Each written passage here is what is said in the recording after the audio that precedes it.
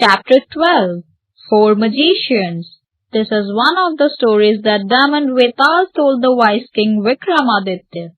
Each story ended with a riddle, and if the king did not answer it even though he knew the correct answer, Vetal threatened that his head would burst into 1,000 pieces. However, if he answered, the Vetal would vanish, and the king would have to catch him once again.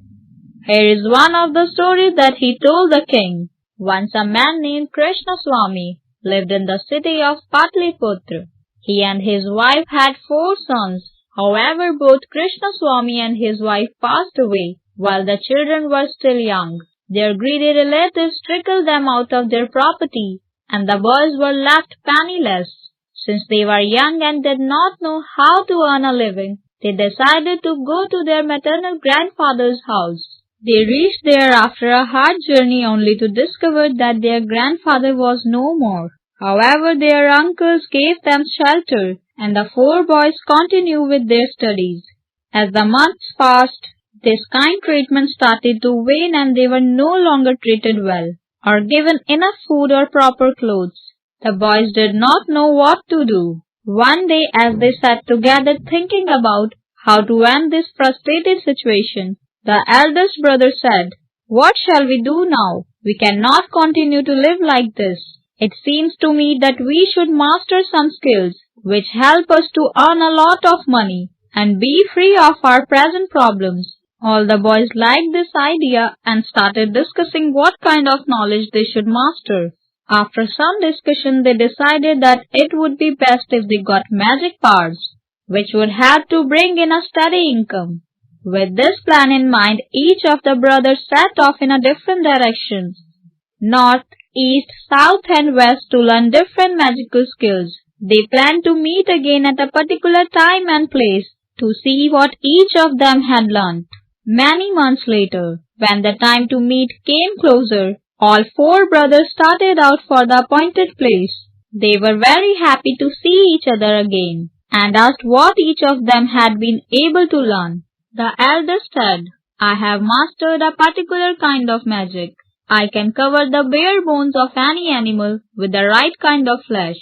The second said, "I have learned how to add skin and hair of the animal after the flesh has been added to the bones." The third said, "I know how to create the limbs of the animal whose bones have been clothed with skin, flesh and hair."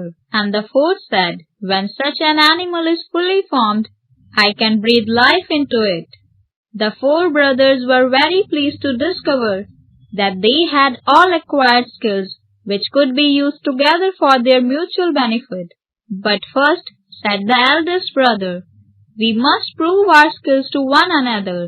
So they went into the forest to look for the bones of an animal to display their knowledge to one another.